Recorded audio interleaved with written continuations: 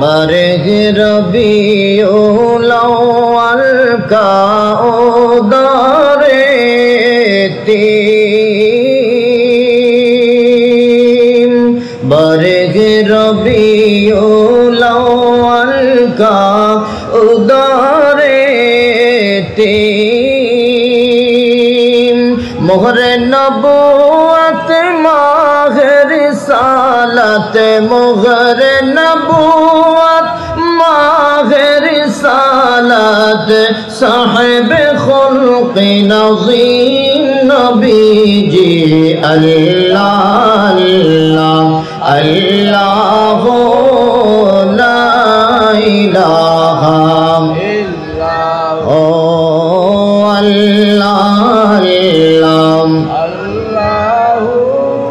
ला इलाहा प्यार सोरात खस्ता चेहरा मोह से जर से फूल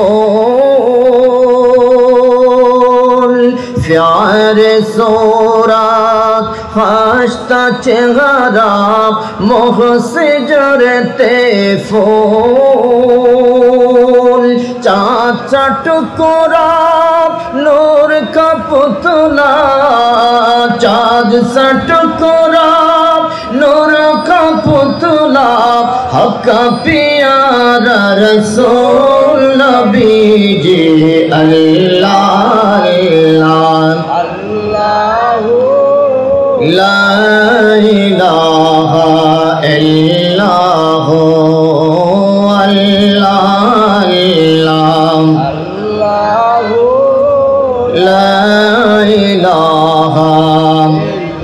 गुनाहगारे गुनाह जारे दरूदे आपनार गुनाहगारे गुनाह जारे दरूदे आपनार दया करे ताराइबेन दया करे ताराइबेन उम्मत गुनाहगार नबी जी अल्लाह अल्लाह ला इलाहा इल्लाह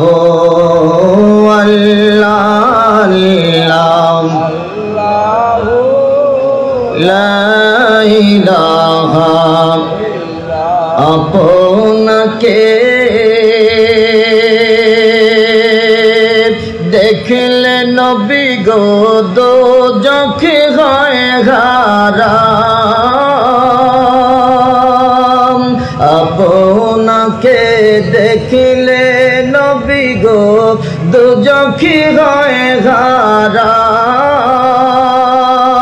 मरण काले दीबन देखा मरण काले दीबन देखा हबीब दो जहान नबी जी अल्लाह अल्लाह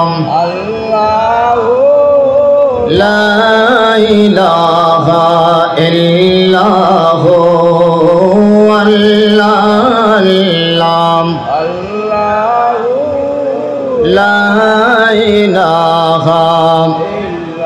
মৌতের তুফান চলবে যখন নবী গো আমার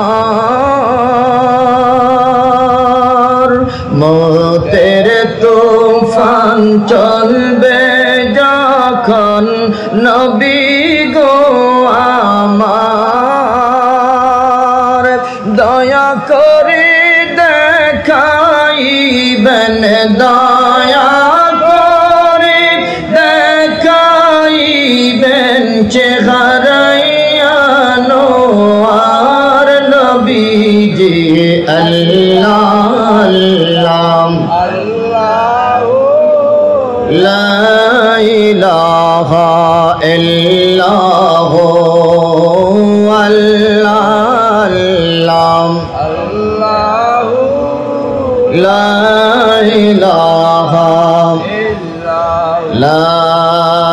ইলাহা ইল্লাল্লাহু মুহাম্মাদুর রাসূলুল্লাহ সাল্লাল্লাহু আলাইহি ওয়াসাল্লাম বালাগাল উলা বিকামালিহি কাশাফাদ দুজা বিজামালিহি حسنت جميع خصاله صلوا عليه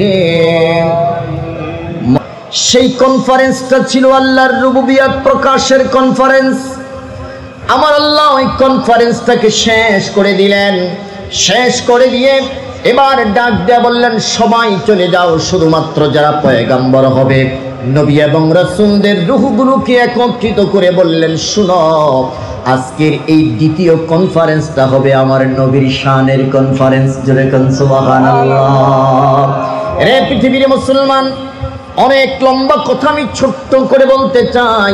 রব্বি কারীম ডাক দিয়ে বললেন, পয়গম্বরেরা গভীর মনোযোগ দাও, আজকের এই কনফারেন্সটা হবে আমার নবীর মিলাদের কনফারেন্স, আমার নবীর মোহাব্বতের কনফারেন্স, আমার নবীর শানে কনফারেন্স হবে, শানের ইসরাতের কনফারেন্স। তোমরা গভীর মনোযোগ দিয়ে আমার কথাগুলো শুনবা। রে দুনিয়ার মুসলমান, আমার আল্লাহ ডাক দেয়া বলে, আমি হলাম আলোচক, শ্রোতা হলো সমস্ত VIP person, very important person, যারা পৃথিবীর জমিনের মধ্যে যারা পয়গম্বর হবে, পৃথিবীর জমিনের মধ্যে যারা নবী হবে, রাসূল হবে, তারা সেখানে শ্রোতা হিসাবে উপস্থিত ছিলেন। আমার আল্লাহ ডাক দেয়া বলে, আলোচক আমি, শ্রোতা হলো পয়গম্বরেরা, আর আলোচনার বিষয় হলো আমার নবীর মিলাদ। জোরে কোন সুবহানাল্লাহ। আল্লাহু আকবার বলে। রে দুনিয়ার মানুষ, কোরআনের মধ্যে 4টা শব্দ দিয়ে আল্লাহ মিলাদের আলোচনা করেছেন। 1 নম্বর শব্দ হলো জাআ, 2 নম্বর হলো আরসালা, 3 নম্বর হলো বাসা, 4 নম্বর হলো ইয়াতি।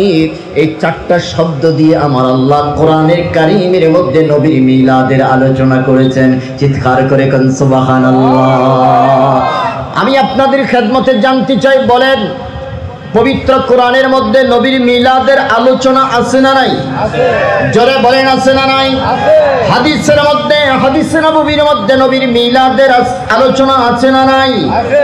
কোরআনের মধ্যে যদি আলোচনা থাকে, ওই আলোচনা করলে দোষ হবে? জোরে বলেন, গুনাহ হবে?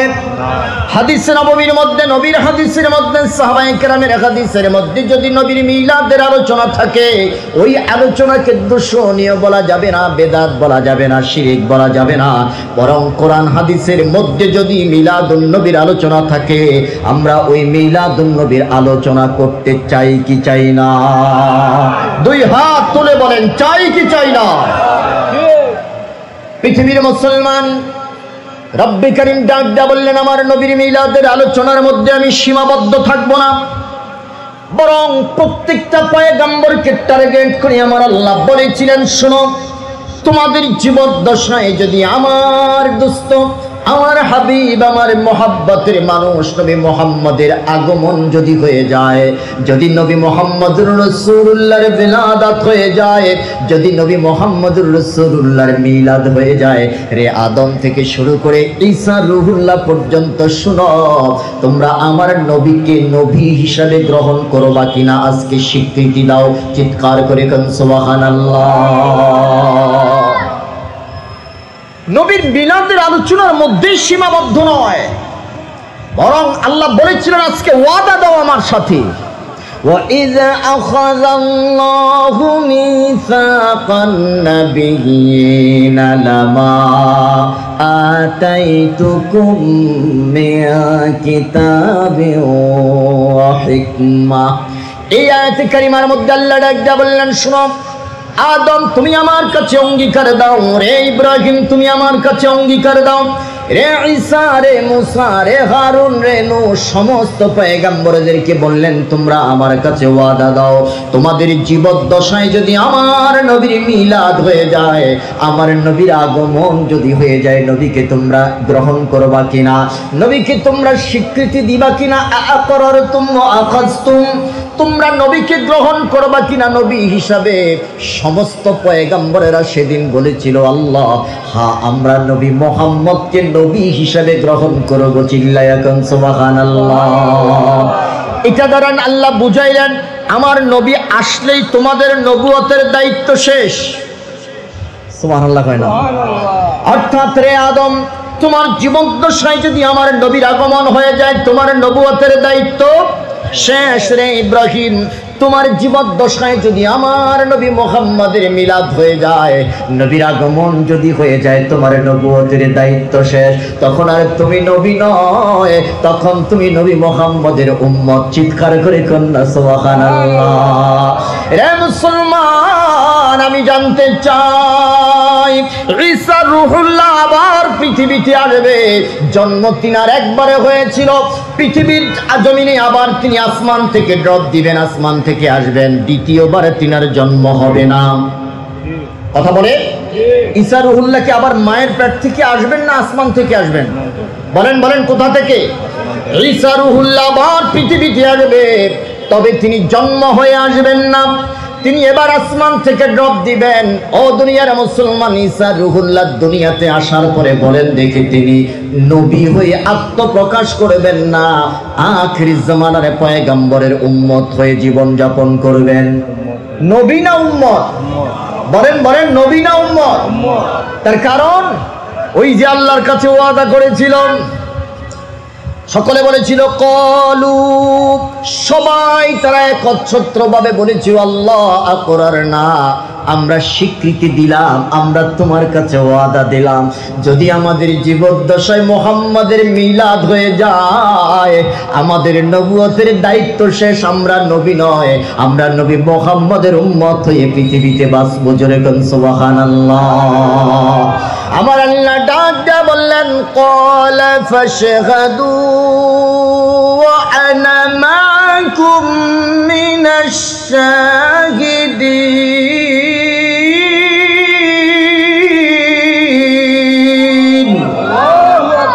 রব্বি করিম ডাক দিয়া বললেন আদম থেকে শুরু করে ঈসা রূহুল্লাহ পর্যন্ত প্রত্যেকটা পয়গম্বরকে টার্গেট করে বলেছিলেন শোনো তোমরা একে উপরের উপরে সাক্ষী হয়ে যাও, আমি আল্লাহ তোমাদের উপরে সাক্ষী হয়ে রইলাম, আমার নবীকে তোমরা স্বীকৃতি দিবা, নবীর উপরে ঈমান আনবা, নবীকে নবী হিসেবে তোমরা গ্রহণ করবা, তবে দুনিয়ায় যাওয়ার পরে যদি তোমরা ঘাড় ফিরিয়ে নাও, আমি আল্লাহর ধরা বড় শক্ত ধরা, কথা কোন ঠিক কিনা?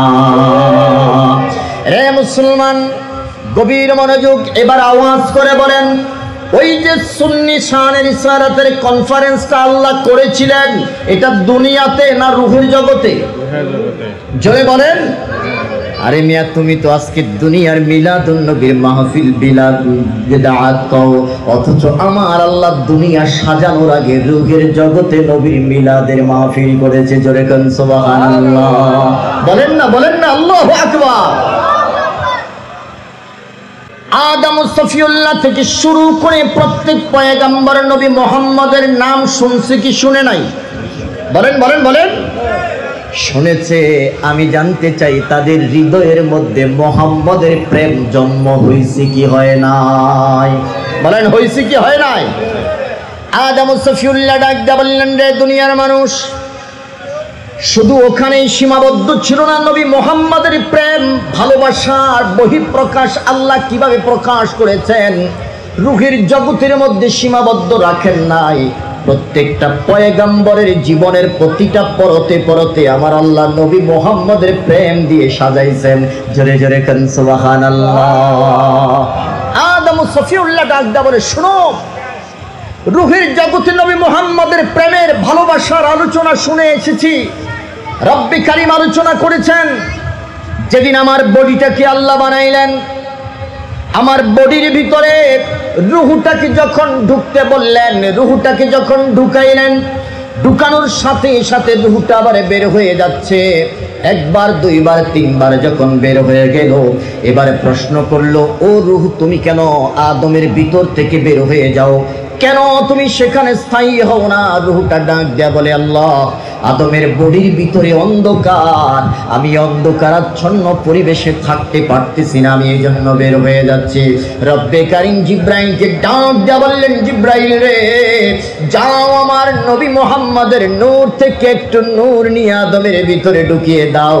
আমার নবীর নূর দেওয়ার কারণে আদমের দেহটা নূরে নূরান্বিত হয়ে গেছে। চিল্লায়া কন্যা সুবহানাল্লাহ, বলেন বলেন আল্লাহু আকবার। এবার যখন রূহটাকে ভিতরে ঢুকিয়ে দিলেন, তখন আদমের ভিতর থেকে এখন আর রূহটা বের হচ্ছে না। আদম একটা স্বয়ং সম্পূর্ণ মানুষে পরিণত হয়ে গেলেন। জোরে জোরে কন্যা আল্লাহু আকবার। ও দুনিয়ার মুসলমান, এবার আদম সফিউল্লাহ বলেন, আমি আখিদয় খুললাম, ফারাফাতু রাসি, আমি আমার মাথা উত্তোলন করলাম, ফারাআইতু আলা কওয়াইমিল আরশি মাকতুবান লা ইলাহা ইল্লাল্লাহু মুহাম্মাদুর রাসূলুল্লাহ। আদম সফিউল্লাহ ডাক দেয়া বলে, ও দুনিয়ার মানুষ শুনে নাও, আমি আমার চক্ষুদয় খুললাম, মাথাটা উঁচু করলাম, উঁচু করার পরে আমার চোখের সামনে যে দৃশ্যটা ভেসে উঠেছে সেটা হলো আরশের খুঁটির গায়ের মধ্যে আমি আল্লাহর নামের সাথে নবী মুহাম্মদের নামটা আমি লেখা দেখতে পেয়েছি। নবী যদি না আসিতো, আসমান জমিন না বানাইতো, আসমান জমিন না বানাইতো। কথা কোন ঠিক না?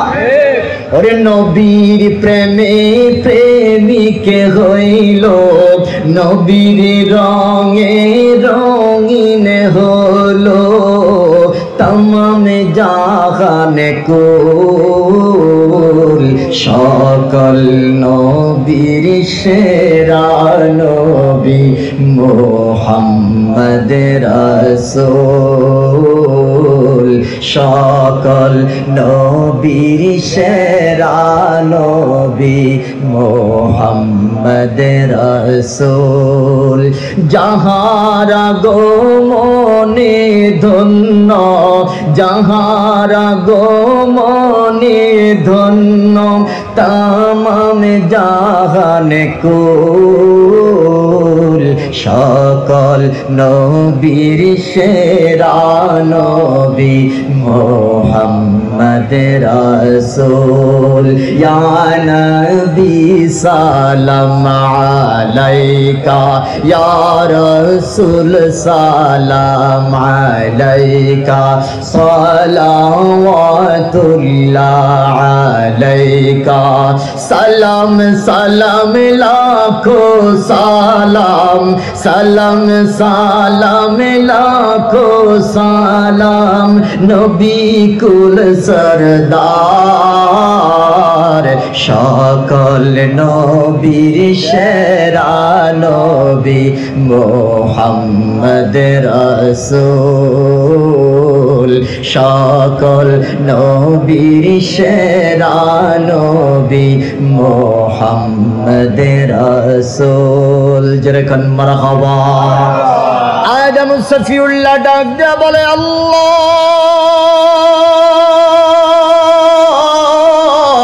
মুহাম্মাদের নাম আমি রূহের জগতে শুনে এসেছি, মুহাম্মদকে তো রূহের জগতে রেখে আসলাম রে আল্লাহ।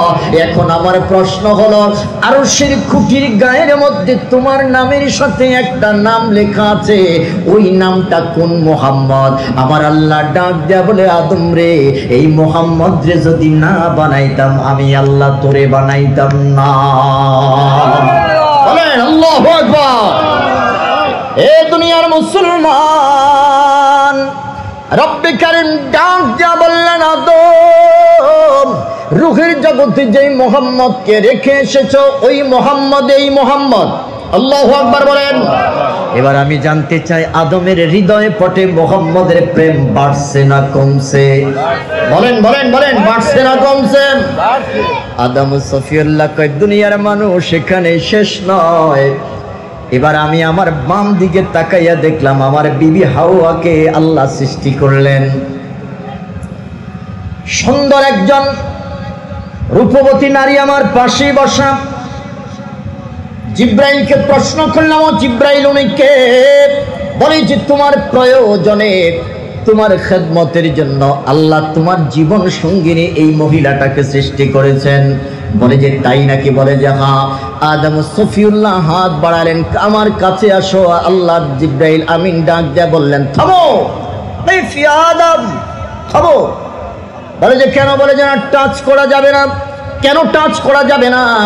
রে দুনিয়ার মুসলমান, আল্লাহ রব্বে কারীম ডাক দিয়া বললেন, আদম রে, মোহরানা আদায় করো। মোহরানা আদায় না করা পর্যন্ত বিবির গায়ে টাচ করা যাবে না। চিল্লায় এখন সুবহানাল্লাহ। বলেন বলেন, আমাদের সমাজে মোহরানা আছে না নাই? জোরে বলেন, আছে না নাই? নগদ না বাকি? কথা কয় না। আর বাকি তো বাকি, কি বাকি? আজীবনের জন্য বাকি। মরার সময় কয়, তোর মোহরানাটা দিতে পারি না, তুই আমারে মাফ করে দিস। আচ্ছা, স্বামী মরে যাইতেছে, বউ কি তখন কইব যে না আমি আপনারে মাফ করি নাই? এটা কোনোদিন বলবে? হ্যাঁ, তবে আজরাইল মার্কা হইলে বলবে। কথা বুঝেন নাই? আওয়াজ করে বলেন, বিবাহের মোহরানা বাকি না নগদ? এবারে বলেন, আমার সমাজের চিত্র বাকি না নগদ? সমাজের মানুষগুলো বিবাহের মোহরানা দিচ্ছে বাকি। বাসর রাইতে বিলাই মারবে তো দূরের কথা, নিজেই বিড়াল হয়ে যায়। কথা কয় না? রাগ করতেছেন আপনারা? না, অনেকে বিবাহ, যারা বিবাহের মোহরানা দেন নাই এখনো, তারা একটু রাগ করবে আজকে আমার আলোচনা শোনার পরে। বলেন মোহরানা, আবার বলেন নগদ না বাকি? রাসূলুল্লাহর সুন্নাত হলো নগদ মোহরানা দিয়ে দাও। সাহাবায়ে কেরামের সুন্নাত হলো নগদ মোহরানা দিয়ে দাও। আমার সমাজের চিত্র হলো মোহরানা নগদ নয়। বাসর রাইতে বিড়াল মারবে তো দূরের কথা, নিজের বউয়ের কাছে যাইয়া নিজেই বিড়াল হয়ে যায়। ডাক দেয়া বলে, বউরে, আমার দেওয়ার সামর্থ্য নাই 50,000 টাকা, কিন্তু মোহরানা ধার্য করা হয়েছে 10 লাখ। কথা বলেন, আছে না নাই? আরে প্রতিযোগিতা শুরু হয়ে গেছে, কার মোহরানা কত বেশি। সমাজের মানুষের কাছে এটা প্রকাশ করার জন্য, হ্যাঁ, অমুকের ছেলের বিবাহের মধ্যে, অমুকের মেয়ের বিবাহের মধ্যে মোহরানা ধার্য করা হয়েছে 10 লাখ, ছেলের দেওয়ার সামর্থ্য নাই 10,000 টাকা। বাধ্য হইয়া পোলায় কয়, বাবাই মোহরানা ধার্য করছে, আমি পারতাম না, বাবাই দিবে। বউয়ের কাছে যাইয়া কয়, বউরে, 10 টাকা দেওয়ার সামর্থ্য নাই, 10 লাখ টাকা মোহরানা ধার্য করা হয়েছে, তুই আমারে মাফ কইরা দে। স্ত্রী ডাক দেয়া বলে, মাফ কইরা দিমু না, কি করবো? আমি তো খাইতে হইলে আপনার ঘরেই খাওয়া লাগবে, থাকতে হইলে আপনার ঘরের মধ্যেই থাকা লাগবে। কথা বলে না? জোরে বলেন। আমি যদি থাকতে হয় আপনার ঘরেই থাকা লাগবে, খাইতে হলে আপনার ঘরেই খাওয়া লাগবে, আপনারে মাপ না কইরা আমি যাবো কই? বাপের বাড়ি যাওয়াও বন্ধ হয়ে গেছে বিবাহের পরে, মেয়েদের আর বাবার বাড়ি, তখন এটা মেহমানদারি হয়। কথা বলেন ঠিক কিনা? মেয়েদের আর বাবার বাড়ি থাকে না, বাবার বাড়ি তখন বেড়াইতে যায়। বাবার বাড়ির দরজাও বন্ধ হয়ে গেল। তোমারে যদি মাপ না করি, তাহলে তুমিও যদি দরজা বন্ধ করে দাও, গার্মেন্টসে ভর্তি হওয়া ছাড়া আর কোনো উপায় নাই। সুতরাং যাও, মাফ করে দিলাম।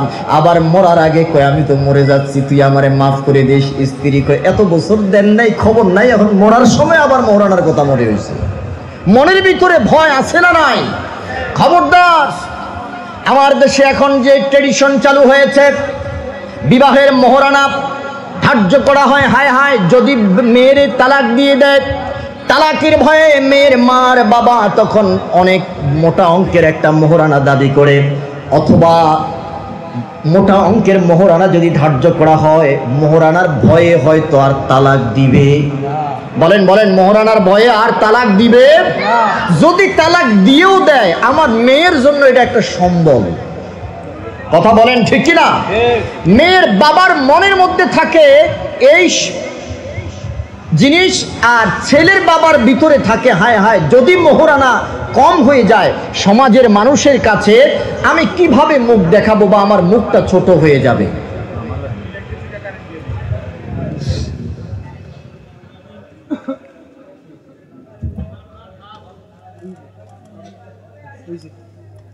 আলহামদুলিল্লাহ বলেন, জোরে বলেন আলহামদুলিল্লাহ।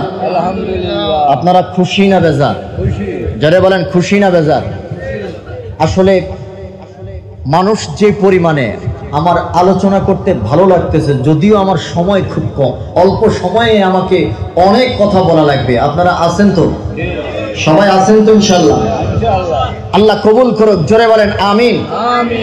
মোহরানা ধার্য করার ব্যাপারে ছেলের বাবার মনে প্রশ্ন হলো, যদি আমার ছেলের মোহরানা কম হয় তাহলে সমাজের মানুষের কাছে আমি একটু ছোট হয়ে যাব, মেয়ের বাবার কাছে আমি একটু ছোট হয়ে যাব। আর মেয়ের বাবার মনের মধ্যে প্রশ্ন হলো, মোহরানা যদি কম হয় তাহলে সে তাড়াতাড়ি তালাক দিয়ে দিবে।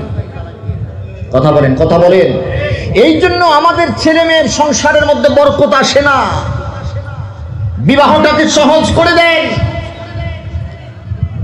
অল্প টাকা মোহরানা ধার্য করেন যাতে এই সুন্নতটা নগদ নগদ আদায় করতে পারে। এটা আমার প্রত্যেকটা যুবকের কাছে আমার অনুরোধ। মোহরানা বেশি ধার্য করলে বিবাহ করা যাবে না। কথা বলেন, নবীর সুন্নত দিয়ে উপহাস করা হয়, যেখানে মেয়ের উপটৌকন হিসাবে উপহার স্বরূপ মেয়েকে 10,000 50,000 আপনি মোহরে ফাতেমি দেন। যদি একান্তই দিতে ইচ্ছা হয় এই সুন্নতটা আদায় করেন। আলী এবং ফাতেমা রাদিয়াল্লাহু তাআলা আনহার বিয়ের মধ্যে রাসূলুল্লাহ যে মোহরানা ধার্য করেছেন, এই মোহরানা দেন 500 দিরহাম, বাংলায় নগদ এই সপ্তাহের হিসাব অনুযায়ী প্রায় 2.5 লক্ষ টাকা। এটা দেন মোহরে ফাতিমি। এই জগতের মধ্যে প্রত্যেকটা পুরুষ, প্রত্যেকটা নারীর সংসারের মধ্যে যদি শান্তি ফিরে আনতে চাও, শান্তি যদি আসতে হয়, তাহলে নবীর সুন্নতের বিকল্প কোনো কিছু নাই। কথা বলেন ঠিক কিনা? সুতরাং মেয়ের বাবা যারা আছেন, মোহরানার ব্যাপারে সুন্নতের দিকে খেয়াল করবেন। ছেলের বাবারা যারা আছেন, মোহরানা ধার্য করার ব্যাপারে সুন্নতের বিষয়ে খেয়াল রাখবেন। ছেলে আর মেয়ের বিবাহের মধ্যে খবরদার গান বাজনা দেওয়া যাবে? আরো জোরে বলেন, দেওয়া যাবে? গান বাজনা দেওয়া যাবে না। বিবাহ একটা ইবাদত, ওই ইবাদতের মধ্যে যদি গান বাজনা হয় ওইটা আর ইবাদত থাকে না, এটা ইহুদি খ্রিস্টানদের কৃষ্টি কালচার হয়ে যায়। কথা বলেন ঠিক না? যেই ইবাদতের মধ্যে গান বাজনা দেওয়া হবে, যেই ইবাদতের মাধ্যমে গুনাহ অর্জন করা হবে, ওই ইবাদতের মধ্যে কখনো শান্তি আসবে না। ওই ইবাদত দিয়ে কখনো নাজাত পাওয়া যাবে না। ওই বিবাহের মধ্যে যত সম্পদ সন্তান পৃথিবীতে আসবে, তারা কেউ বাইজিদ গোস্তামির মতো আল্লাহর ওলি হবে না। কথা কোন ঠিক না? যেই বিবাহের মাধ্যমে, বিবাহের মধ্যে গান বাজনা দেওয়া হয়, যেই বিবাহের মধ্যে নাচানাচি আর ডান্স করা হয়, মনে রাখবেন ওই দাম্পত্য জীবনের মাধ্যমে, ওই স্বামী স্ত্রীর মাধ্যমে যত সন্তান পৃথিবীতে আসবে, তারা গাল কাটা আসলাম আর পিচ্চি হান্নানের মতো সন্ত্রাস হবে। কথা কোন ঠিক কিনা? এরা অবাধ্য সন্তান হবে, এটাই স্বাভাবিক। এই জন্য যুবকদেরকে আমি বলতে চাই, আজকে থেকে প্রতিজ্ঞা করবা, যারা বিবাহ করে নাই তারা প্রতিজ্ঞা করবা, আমার বিবাহ অনুষ্ঠানের মধ্যে কখনো গান বাজনা দেওয়া যাবে না, আমার বিবাহ অনুষ্ঠানের মধ্যে কখনো ডান্স করা যাবে না। কি পারা যাবে? সবাই বলেন পারা যাবে? দুইটা হাত তুলে দেখান দেখি, আল্লাহকে দেখান। সবাই সবাই সবাই সবাই নারায়ে তাকবীর, নারায়ে রিসালাত। আল্লাহ কবুল করুক, জোরে বলেন আমিন। বুড়ারাও তো হাত উঠাইছে, কি আবার বিয়ে করবেন নাকি? হ্যাঁ, ও ছেলে পেলের বিয়ের মধ্যে বাজাবেন না। হ্যাঁ, আলহামদুলিল্লাহ আলহামদুলিল্লাহ। আল্লাহ কবুল করুক, জোরে বলেন আমিন। আদম সফিউল্লাহ ডাক দিয়া বললেন, মোহরানা আবার কি জিনিস? বলে যে মোহরানা হলো তোমার পকেট থেকে কিছু সম্পদ তোমার স্ত্রীকে উপহার দাও। বলে যে সম্পদ বলতে আমার কিছুই নাই, মাত্র আমারে বানানো হয়েছে। কথা বলেন ঠিক না? বলে যে তাইলে কি দিব? বলে যে আমি জানি না, আমার কাছে কিচ্ছু নাই, আমি কি দিয়ে আমার বিবাহের আমার বউর মোহরানা আদায় করব? রব্বে কারীম এবারে এলান ঘোষণা করে দিলেন, এলান করে দিলেন, আদম বেশি কিছু লাগবে না, বেশি কিছু লাগবে না। আমার নবী মোহাম্মদের উপরে মাত্র 20 বার নগদ দুরূদ পাঠ করে দাও। ওই নবীর দুরূদটাই হবে তোমার বিবাহের মোহরানা। সুবহানাল্লাহ, জোরে বলেন আল্লাহু আকবার। সাল্লি আলা 20 মাররা, মাত্র 20 বার দুরূদ পাঠ করো। অপর হাদিসে এসেছে 30 বার। বলে যে আল্লাহ কোন হাবিবের উপরে দুরূদ পাঠ করব? কয় মুহাম্মাদের উপরে। আল্লাহু আকবার বলেন। মুহাম্মাদুর রাসূল সাল্লাল্লাহু আলাইহি ওয়াসাল্লামের উপরে দুরূদ পাঠ করো। আদম সফিউল্লাহকে আল্লাহ দুরূদের ভাষাটা কি হবে, কেমন হবে? এবার আমার আল্লাহ নবীর দুরূদ পাঠ করতেছেন, আওয়াজ করে বলা যাবে কি সুবহানাল্লাহ। ইন্নাল্লাহা ওয়া মালাইকাতাহু ইউসাল্লুনা আলান নবী ইয়া আইয়ুহাল্লাযীনা আমানু সাল্লু আলাইহি ওয়া সাল্লিমু তাসলিমা। আওয়াজ করে বলা যাবে কি আল্লাহু আকবার। রব্বি কারীম ডাক দেয়া বলে, ও পৃথিবীর মানুষেরা শুনে নাও, আমি তোমাদের রব যেদিন মুহাম্মদকে বানাই নাই, যেদিন আদমকে বানাইছি, মুহাম্মদের সৃষ্টির সূচনা থেকে আমি আল্লাহ আমার নবীর উপরে দরুদ পাঠ করতেছি। আদমরেও নির্দেশ দিলাম, প্রত্যেকটা পয়গম্বরকে নির্দেশ দিলাম নবীর উপরে দরুদ পাঠ করার জন্য। এখানে সীমাবদ্ধ রাখি নাই, তামাম ফেরেশতা কুলকে বলেছি আমার নবীর উপরে হর হামেশা দরুদ পড়ার জন্য। জোরে বলেন সুবহানাল্লাহ। এই জন্য আমরাও নবীর দরুদ চাই কি চাই না? আওয়াজ করে বলেন, নবীর দরুদ দরকার আছে না নাই? দরুদ পড়তেছেন আল্লাহ, দরুদ পড়ে দেন আল্লাহ। গভীর মনোযোগ দেন, দরুদ পড়েছেন আল্লাহ, এখনো পড়েন আল্লাহ, দরুদ পড়বেন আল্লাহ। ফেরেশতারাও আগে পড়েছেন, এখনো পড়তেছেন, কিয়ামত পর্যন্ত পড়বে। আমরা আল্লাহ পাকের গোলাম হয়ে আমরাও ঘোষণা দিতে চাই, আমরা মিলাদ দুরূদ আর সালাম পড়েছি, মিলাদও পড়েছি, নবীর ইশকের আলোচনাও করেছি, এখনো করতেছি। যতদিন বেঁচে থাকবো ততদিন চলবে। কথা কোন ঠিক কিনা? দুই হাত তুলে বলেন, আমরা চাই কি চাই না? আল্লাহু আকবার। ইয়া রাসূলুল্লাহ।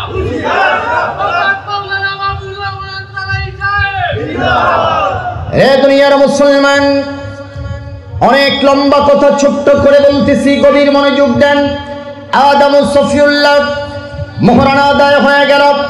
আল্লাহ ডাকতে বললেন, আদম হাওয়া যাও জান্নাতের ভিতরে চলে যাও, জান্নাতের ভিতরে গিয়ে তুমি আর তোমার স্ত্রী বসবাস করতে থাকো। খবরদার, ওয়ালা তাকরাবা হাদিহিশ শাজারাতা ফাতাকুনা মিনাজ জালিমিন, ওই গাছের নিকটবর্তী হয়ো না। আল্লাহ পাকের এই হুকুমটাকে অমান্য করলেন। অমান্য করার আগের কথাটা আমি আপনাদের মেমোরির মধ্যে ঢুকাইতে চাই। জান্নাতে ঢুকতে যাবেন, আদম সফিউল্লাহ নজর করে দেখলেন জান্নাতের গেটের মধ্যে লেখা লা ইলাহা ইল্লাল্লাহ মুহাম্মাদুর রাসূলুল্লাহ। যখন প্রশ্ন করলেন আল্লাহ উনি কোন মুহাম্মদ, আদম সফিউল্লাহর প্রশ্নের জবাবে আল্লাহ ডাক দিয়া বললেন, আদম রে, রূহের জগতে যে নবী মুহাম্মদের স্বীকৃতি দিলা, আর সৃষ্টি হওয়ার পরে রূহ দেওয়ার পরে আরশের খুঁটির গায়ের মধ্যে যে মুহাম্মদের নাম দেখতে পাইলা, উনি হলো সেই মুহাম্মদ। যেই মুহাম্মদের উপরে দুরূদ পাঠ করলা, ইনি হলেন সেই মুহাম্মদুর রাসূলুল্লাহ। আদম সফিউল্লাহ ডাক দিয়া বলে, ও দুনিয়ার মানুষ, জান্নাতের ভিতরের মধ্যে ঢুকলাম, জান্নাতের ভিতরের মধ্যে ঢুকার পরে দেখতে পাইলাম প্রত্যেকটা জানালার মধ্যে মুহাম্মদ লেখা, প্রত্যেকটা হুরের স্কন্ধের মধ্যে মুহাম্মদ লেখা, প্রত্যেকটা হুরের চোখের মনির মধ্যে নূরের অক্ষরে মুহাম্মদ লেখা, জান্নাতের প্রত্যেকটা গাছের পত্র বল্লমের মধ্যে মুহাম্মদুর রাসূল লেখা। যেদিকে তাকাই, ডানে তাকাই মুহাম্মদ, বামে তাকাই মুহাম্মদ, সামনে তাকাই মুহাম্মদ, পিছনে তাকাই মুহাম্মদ। আল্লাহু আকবার বলেন। আল্লাহকে প্রশ্ন করলাম, আল্লাহ পুরো জান্নাতটা তুমি মুহাম্মদ দিয়ে সাজাইলা, এটাও কি সেই মুহাম্মদ নাকি? বলে যে হা হা, আমি আল্লাহ যেখানে আমার নবীরও আমি সেখানেই রেখেছি।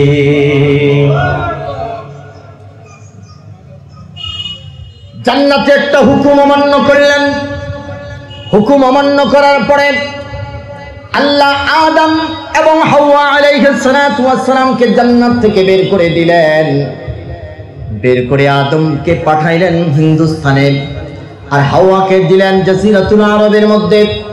দুইজনকে পৃথিবীর দুই প্রান্তরে পাঠালেন। পাঠানোর পরে এবার আদম সফিউল্লাহ যখন পৃথিবীতে আগমন করলেন, পাহাড়ের চূড়ার মধ্যে যখন পাঠাইলেন, গভীর মনোযোগ দেন। পাঠানোর পরে ইস্তাওহাশা আদম, হাদিসের ভাষা অনুযায়ী হযরতে আদম থরথর করে কাঁপতেছে। রব্বি করিম ডাকটা বললেন, জিব্রাইল যাও, ও জিব্রাইল চলে যাও। আদম থরথর করে কাঁপতেছে, তার কাঁপাকাঁপি বন্ধ করো। আল্লাহ গো, কিভাবে তার ট্রিটমেন্ট করব? আমার আল্লাহ এবারে ডাক দিয়া বললেন, যাও আযান দিতে দিতে জমিনের মধ্যে তুমি ল্যান্ড করো। জোরে বলুন সুবহানাল্লাহ। ফানাজালা জিবরিল, জিবরিল আলাইহিস সালাতু ওয়াস সালাম নাজিল হতে শুরু করলো জমিনের দিকে আযান দিতে দিতে। ফানাজালা জিবরিলু ফানাদা বিল আযান, আযান দিতে দিতে তিনি জমিনের মধ্যে আসতেছেন। আল্লাহু আকবার মাররাতাইন, আশহাদু আল্লা ইলাহা ইল্লাল্লাহ মাররাতাইন, আশহাদু আন্না মুহাম্মাদার রাসূলুল্লাহ মাররাতাইন। আল্লাহু আকবার বলেন। আযানের ইতিহাস শুনো। আদম যখন, হযরত জিবরাইল যখন আদমের সামনে আশহাদু আন্না মুহাম্মাদার রাসূলুল্লাহ যখন বললেন, আদম বললেন, জিবরাইল রে একটু থামো। আল্লাহু আকবার বুঝলাম, আশহাদু আল্লা ইলাহা ইল্লাল্লাহ বুঝলাম, আশহাদু আন্না মুহাম্মাদার রাসূলুল্লাহ যে বললাই, মুহাম্মদ কোন মুহাম্মদ? সুবহানাল্লাহ বলেন না, জোরে বলেন না আল্লাহু আকবার। মুহাম্মদকে রূহের জগতে রেখে আসলাম, মুহাম্মদকে আরশের খুঁটির গায়ের মধ্যে রেখে আসলাম, মুহাম্মদকে জান্নাতের দরজার মধ্যে রেখে আসলাম, মুহাম্মদকে জান্নাতের ভিতরে রেখে আসলাম। এখন তো আমি জান্নাতে নাই, রূহের জগতেও নাই, এখন আমি হায়াতের জিন্দেগিতে দুনিয়ার জমিনের মধ্যে এসেছি। এখন কোন মুহাম্মদের আযান তুমি শোনাইলা, কোন মুহাম্মদের আযান তুমি দিলা, কোন মুহাম্মদের শান তুমি গাইলা? এবার জিবরাইলকে আমার আল্লাহ ডাক দেয়া বললেন, জিবরাইল রে, আমার নবী, আমার নবীর শান আদম সফিউল্লাহকে বুঝাইয়া দাও। রূহের জগতে যেই মুহাম্মদ ছিল, ইনি সেই মুহাম্মদ। আরশের খুঁটির গায়ের মধ্যে যেই মুহাম্মদ, আজকের পৃথিবীতে তিনি সেই মুহাম্মদ। জান্নাতের প্রত্যেকটা জায়গায় যেই মুহাম্মদকে তুমি দেখতে পেয়েছো, দুনিয়ার জিন্দেগিতে এসেও সেই মুহাম্মদের আযান এখন শুনতেছো। চিল্লায়া কান্না সুবহানাল্লাহ, জোরে বলেন আল্লাহু আকবার। মিলাদ তো তোমরা বিদআত বলো, আরে আমরা মিলাদের আগের আলোচনা করতেছি। সুবহানাল্লাহ কোন? নবীর জন্মের আগের আলোচনা করতে করতেই তো পৃথিবীর আয়ু শেষ হয়ে যাবে। তুমি মিলাদ কওয়ার, মিলাদটাকে বিদআত কওয়ার সময় তো পাইবা না। ওরে কথা কয় না। এখন যে আমি আলোচনা করতেছি, আচ্ছা বলেন দেখি, জন্মের আলোচনা করতেছি না জন্মের আগে? তো তুমি বিদআত কও কে? এটারে কি কইবা? তোমরা যখন মিলাদটারে বেদাত কও, তখন আমরা বিনা দলিলে মিলাদ বোঝানোর জন্য মিলাদের আগের আলোচনা ধরছি। কথা বলেন ঠিক কিনা? বাপের বেটা হলে হাদিসগুলো, হাদিসের কিতাব থেকে ছিঁড়ে ফেলো দেখি কত খেড়ম আছে আমরা দেখি। পৃথিবীর মুসলমান গভীর মনোযোগ, অনেক লম্বা আলোচনা। প্রথমেই বলেছি, আল্লাহ বলেছেন, ওয়ামা আরসালনাকা ইল্লা রাহমাতাল লিল আলামিন। মা বাবা যদি আশিকে রাসূল হয়, সন্তানও আশিকে রাসূল হবে। কথা কোন ঠিক কিনা? এই জন্য আমাদের মার বাবার হৃদয়ের মধ্যে হুব্বে মুহাম্মদ আল্লাহ গাইরা দিতেছেন। আল্লাহু আকবার। খুব গভীর মনোযোগ দেন। মিলাদের আলোচনা পরে, আগে মিলাদের আগের আলোচনা শোনো। আদম সফিউল্লাহ ডাক দেয়া বলে, দুনিয়ার মানুষ রে, আদম সফিউল্লাহ ডাক দেয়া বলতেছেন, জিবরাইল যখন আমাকে মুহাম্মদের শান শোনাচ্ছে, আমার হৃদয়ের মধ্যে মুহাম্মদের প্রেম এত বেড়ে গেল যে আমি এখন আল্লাহর জিকিরের সাথে সাথে নবী মুহাম্মদের দুরূদ পড়তে ভুল করি না।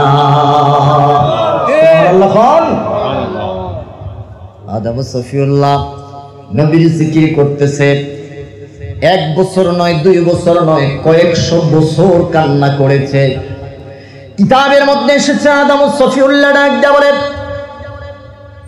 আল্লাহর একটা হুকুম অমান্য করলাম, একটা হুকুম অমান্য করার কারণে কয়েকশো বছর কান্না করেছি।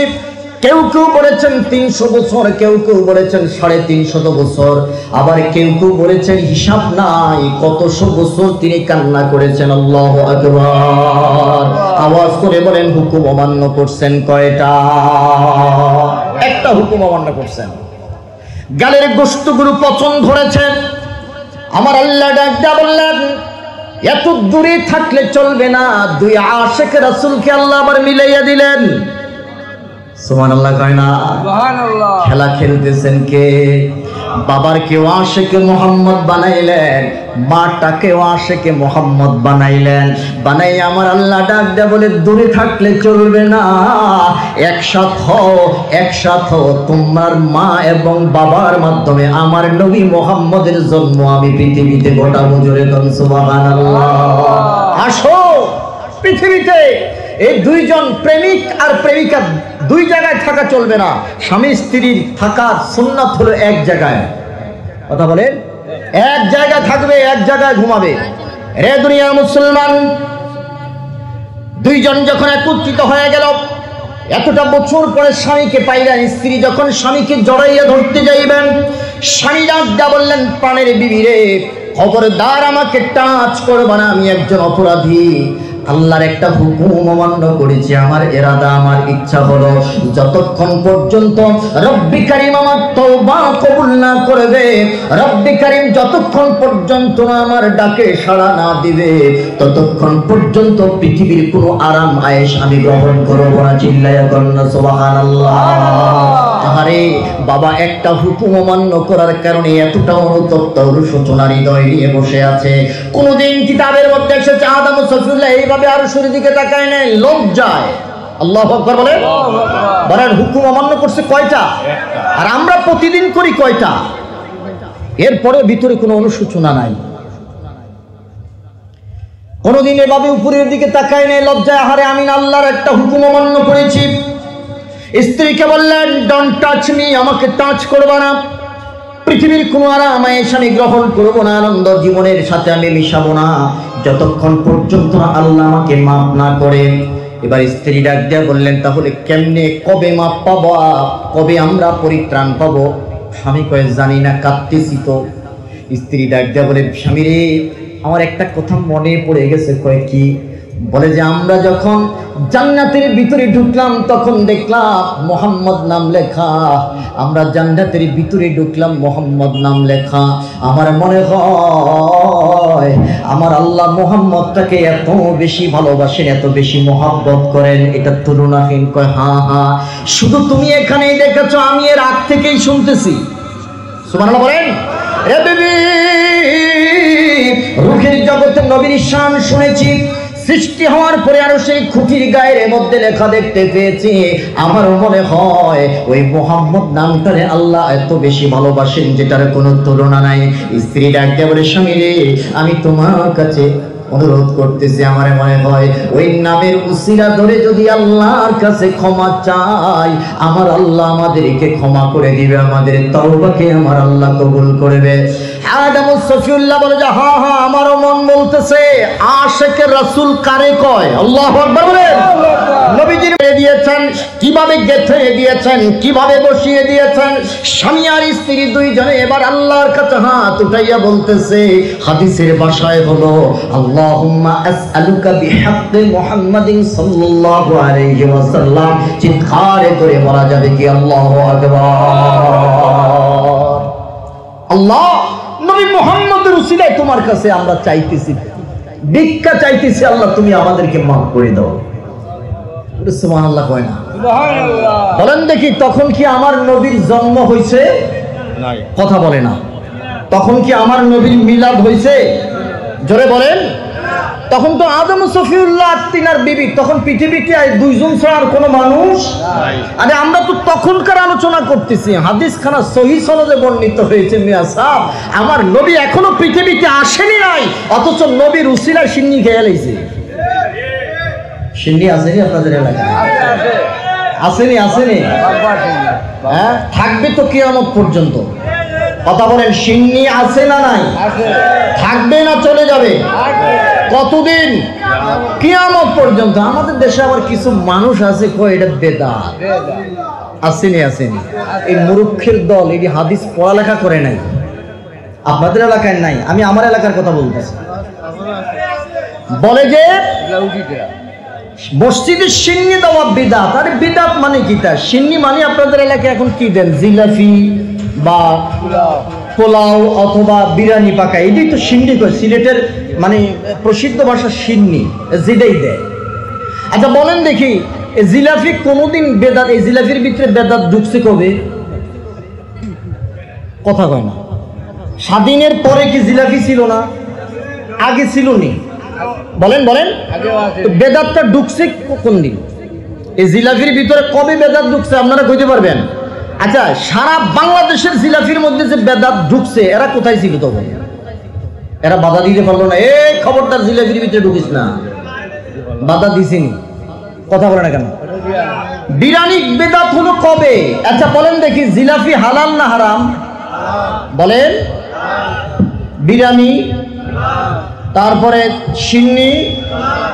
তো হালাল জিনিসে তুমি বেদাত খাওয়ার উসুলটা কিটা? কোন উসুলে, কোন সূত্র দিয়ে তুমি বেদাত খাও? ও আমরা মিলাদ পড়ি এই জন্য বেদাত কয়।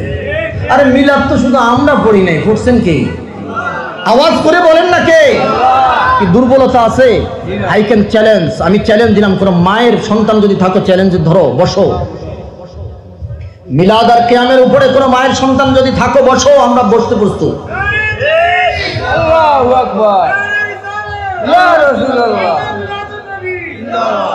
এই যে মিলাদুন নবী বিদআত খাও, আমরা তো আজকে মিলাদের আগের আলোচনা করতেছি। এখন বলতে চান মুসলমানকে খাওয়ানো, মসজিদে সিন্নি দেওয়া, এটা তো রাসূলুল্লাহ সাহাবায়ে কেরামের সুন্নাত। এবার আমি এটা দলিল দেই, ওদেরকেও বলবেন যে এটা ঠিক আছে কিনা। আচ্ছা, আহলে সুফার অধিবাসী কতজন ছিল জানেননি আপনারা? আহলে সুফা মসজিদের বারান্দায় যারা হিজরত করে গেছে, এরা মসজিদের বারান্দায়, নববীর বারান্দায় ছিল না? সাহাবায়ে কেরাম যত সিন্নি আছিল, খেজুর দিত, রুটি দিত, মানে সিন্নি দিত, ওনারা খাইতো। দিলে খাইতো, না খাইলে পেট জমিনের উপরে দিয়ে বইরে থাকতো। তো মসজিদে খাবার দেওয়া এটা সুন্নতে সাহাবা। মসজিদে খাবার দেওয়া এটা আমার নবীর সুন্নাত। আল্লাহু আকবার বলে। যেটা বিদআত বলে, এটার আসলে মাথার ভিতরে গোবর ছাড়া কিচ্ছু নাই। বলেন, মসজিদের ভিতরে মুসলমানদেরকে খাবার দেওয়ার সুন্নত আছে না? রাসূলুল্লাহ আবু হুরায়রা বললেন, কিরে মসজিদের ভিতরে আজকে কি খাবার আসছে, কোনো হাদিয়া আসছে কিনা? কয়, ইয়া রাসূলুল্লাহ, এক বাটি দুধ ছাড়া আর কিচ্ছু নাই। বলে যে এক বাটি পেয়ালা নিয়ে আসো। আসলো, আসার পরে বললো যে কয়জন আছে? কয় হুজুর 70 জনের উপরে আছে। সবাইরে কয় পেট ভরে খাইতে। এবার কোন মসজিদ, এই হাদিসটারে যদি কোনো মায়ের সন্তান উল্টাইতে পারে, সার্টিফিকেট সব দিয়ে দিব। বলে যে আমরা পড়ছি কিতাবুল আদাবের মধ্যে, মিশকাতের মতো হাদিসখানা এসেছে। ওরে মুসল্লি, তুমি যে কিতাব পড়ছো, তুমি তো যাকাত আর ফিতরার টাকা খাইয়া, খানা খাইয়া তারপরে কিতাব পড়ছো, এই জন্য মাথার ভিতরে ঢুকে নাই। আল্লাহ রসুল আবু হুরায়রা বললেন, আরে কি আছে? কয় দুধ আছে। কয় সবাইই কয় পেট ভরে খাইতে। আবু হুরায়রা কয়, ইয়া রাসূলুল্লাহ, এক বাটি পেয়ালা, মনে মনে কয়, মুখ দিয়ে প্রকাশ করতে পারে না, এটা হলো আদাব। এটা কি? ইয়া রাসূলুল্লাহ, মনে মনে কইতেছে এক বাটি পেয়ালা, এটা তো আমারই ঠিক মতো হইতো না, আমি 70 জন কেমনে খাওয়াবো? রাসূলুল্লাহ বলেছেন, যার সামনেই দেয় উনি পেট ভরে খায়। আবু হুরায়রা কয়, যেখান থেকে শুরু করছে ওখানেই আছে। সবাই খাওয়ানোর পরে আল্লাহর নবী বলতেছেন, কিরে সিন্নি আর কদ্দুর আছে? তো হুজুর যতটুক দিয়ে শুরু করছি ওটুকুই আছে। সুবহানাল্লাহ। এবার আল্লাহর নবীকে, আবু হুরায়রা তুমিও খাও। কয়, না হুজুর, আগে আপনি খান। আবু হুরায়রার ভিতরের ভয় হলো, আমি খাইতে গেলে যদি শেষ হয়ে যায়, যে নবীজি কি খাবে? নবীজি কয়, না না, শেষ হবে না, কিয়ামত পর্যন্ত যদি খাওয়াও, আমি রাসূলুল্লাহর থুতুর বরকতে এটা কিয়ামত পর্যন্ত শেষ হবে না। জোরে বলেন আল্লাহু আকবার। তাহলে মসজিদে সিন্নি খাওয়ানো এটা নবীর সুন্নাত। কথা বলেন, মসজিদে সিন্নি খাওয়ানো এটা সাহাবায়ে কেরামের সুন্নাত। এটাকে যারা বেদাত বলবে, বুঝতে হবে এটার পড়ালেখায় ঘাটতি আছে।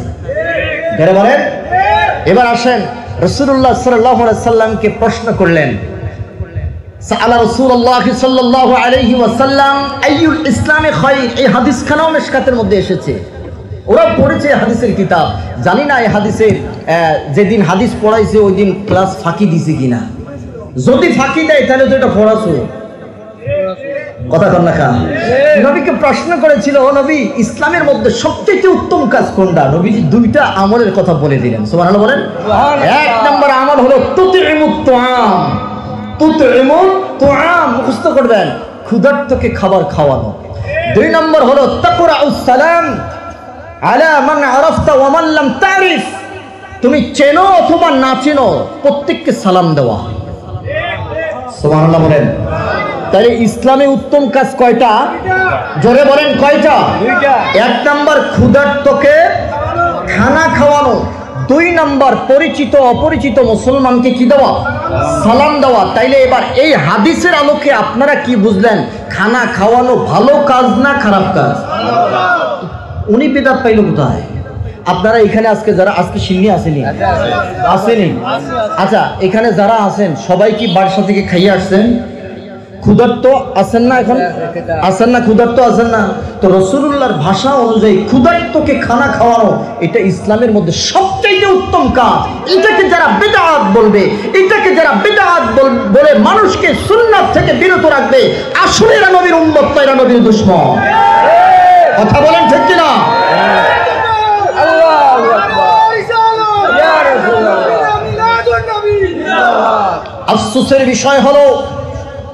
আফসোসের বিষয় হলো আমরা যখনই রাসূল পাক সাল্লাল্লাহু আলাইহি ওয়াসাল্লামের মুহাব্বত, প্রেম, ভালোবাসা এবং সুন্নাত নিয়ে কথা বলি তখন তাদের গায়ে আগুন জ্বলে। আমরা যখন আউলিয়া কিরামের শান আর মান নিয়ে স্লোগান দিই আর কথা বলি তখন তাদের গায়ের মধ্যে এলার্জি শুরু হয়ে যায়। বুঝতে হবে এখনো তাদের ঈমানের পরিপক্কতা আসে।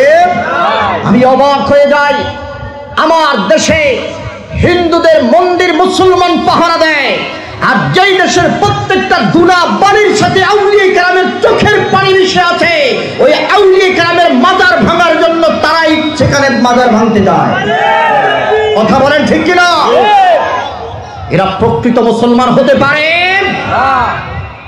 এদেশের প্রত্যেকটা ইঞ্চি ইঞ্চি মাটির সাথে আউলিয়া কিরামের পদচারণার ঘাম মিশে আছে। এদেশের প্রত্যেকটা ধুলা বালির সাথে আউলিয়া কিরামের চোখের পানি মিশে আছে। এদেশের প্রত্যেকটা মসজিদে মসজিদে আউলিয়া কিরামের ভূমিকা রয়েছে। এই দেশের প্রত্যেকটা অঞ্চলে আউলিয়া কিরামের পদচারণা আছে। এই দেশের মসজিদ আউলিয়া কিরাম ছাড়া চলতে পারে না। এই দেশের মাদ্রাসা আউলিয়া কিরাম ছাড়া চলতে পারে না। এই দেশের মুসলমান আউলিয়া কিরামের মহব্বত ছাড়া থাকতে পারে না। সুতরাং আউলিয়া কিরামের মহব্বতের উপরে যারা অস্ত্র ধরতে চায়, আউলিয়া কিরামের মহব্বতের উপরে, মাজারের উপরে যারা ভাঙতে চায়, অস্ত্র ধরতে চায়, তাদের বিরুদ্ধে আমাদের হুঙ্কার আছে না নাই? আওয়াজ করে বলেন আছে না নাই? মান আদালি ওয়ালিয়ান ফাকাদ আযানতুহু বিল হারব। আমার ওলির বিরুদ্ধে যারা দুশমনি করে, আল্লাহ বলেন আমি তাদের বিরুদ্ধে জিহাদ ঘোষণা করি। আমার আল্লাহ যাদের বিরুদ্ধে জিহাদ ঘোষণা করে সেই জিহাদে আমরা ওলি ভক্তরা অংশ নিতে চাই। কথা বলেন ঠিক কিনা? দুই হাত তুলে বলেন আমরা চাই কি চাই না?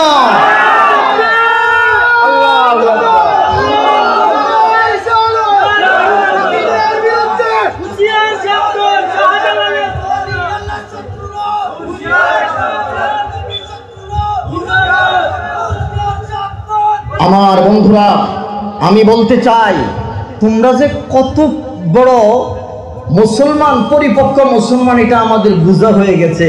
হিন্দুদের মন্দির পাহারা দাও আর আল্লাহর ওলির মাজার ভাঙো, তোমরা যে কত নম্বর মুসলমান এটা আমাদের বোঝা হয়ে গেছে।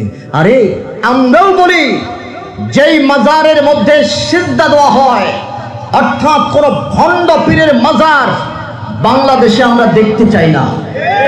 কথা বলেন। কিন্তু হক্কানি আল্লাহর ওলিরা যেই মাজারের মধ্যে শুয়ে আছে, ওই মাজারকে যদি ভাঙতে যাও তোমাদের ওই হাত ভেঙে গুড়িয়ে দেওয়া হবে। কথা বলেন ঠিক কিনা?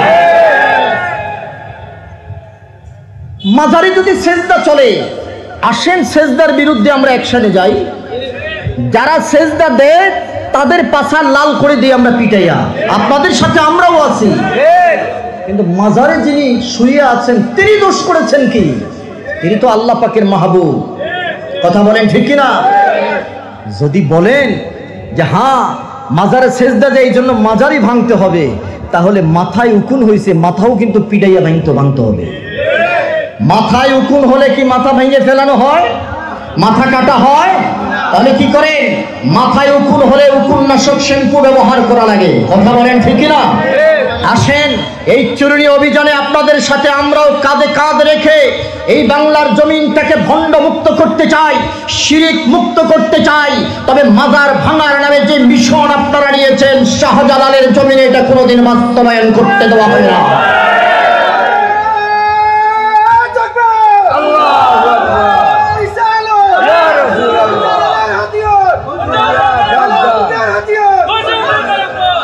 মাজার কারে কই এটাই তো জানেন না মিয়া। মাজার মানে কি? প্রত্যেকটা কবরই মাজার। পৃথিবীর প্রত্যেকটা কবর মাজার। মাজারের তাহকিক জানো? তাহকিক লেখাপড়া করো, আবার মাদ্রাসায় ভর্তি হও। তোমার বাবার কবরটাও মাজার, তোমার মায়ের কবরের নামটাও মাজার, তোমার 14 গোষ্ঠীর কবরের নাম মাজার। পৃথিবীতে যত কবর আছে সব কবরের পরিভাষার নাম হলো মাজার। যদি মাজার ভাঙতে হয় তোমার বাবার মাজার আগে ভাঙতে হবে, যদি মাজার ভাঙতে হয় তোমার 14 গোষ্ঠীর মাজার আগে ভাঙতে হবে। আল্লাহর ওলিদের মাজার ভাঙতে দেওয়া যাবে? আমরা আল্লাহর ওলিদের রুহানি সন্তান। কথা বলেন ঠিক কিনা? এই পৃথিবীতে পৃথিবীর অস্তিত্ব যতদিন আছে ততদিন হুব্বে মহব্বত থাকবে। পৃথিবীর অস্তিত্ব যতদিন আছে ততদিন আউলিয়া কেরামের মহব্বত থাকবে। কথা বলেন ঠিক কিনা? এদেশের হাজার হাজার মসজিদ মাদ্রাসা আউলিয়া কেরামরা প্রতিষ্ঠিত করে গেছেন। এই বাগান, সুন্দর সাজানো বাগানটাকে এখন সাজানো বাগানে তোমরা এখন হুতুম পেঁচা হয়ে ঢুকেছো বাগানটাকে নষ্ট করার জন্য। কথা কোন ঠিক কিনা? আমরা এখনো সজাগ। জোরে বলেন আসি না নাই? আরো জোরে বলেন আসি না নাই? আদম সফিউল্লাহ ডাক দিয়া বলতেছেন, আমি মুহাম্মদ রাসূলুল্লাহ সাল্লাল্লাহু আলাইহি ওয়াসাল্লামের উসিলা ধরে আল্লাহর কাছে মাপ চাইলাম। আল্লাহুম্মা আসআলুকা বিহাক্কি মুহাম্মাদিন সাল্লাল্লাহু আলাইহি ওয়াসাল্লাম, আল্লাহ গো মুহাম্মদের উসিলায় তুমি আমারে মাফ করে দাও। আমার আল্লাহ কয়, আদম এটাই তোর পরীক্ষার ফলাফল। আমি এতদিন পর্যন্ত এটার অপেক্ষায় ছিলাম যে তুই আমার নবীর আশেক হতে পারলি কি পারলি না। সুবহানাল্লাহ কইতেন না? জিবরাইল আমিন ডাক দিয়া বললেন, আদম রে, যেদিন রব্বি কারীম তোমাকে জান্নাত থেকে বের করে দিয়েছে, সাথে সাথে ওই দিন যদি এই নামটার উসিলা ধরে মাপ চাইতা, আমার আল্লাহ সাথে সাথে তোমারে মাফ করে আবার জান্নাতের ভিতরে ঢুকাইতো। সুবহানাল্লাহ বলেন।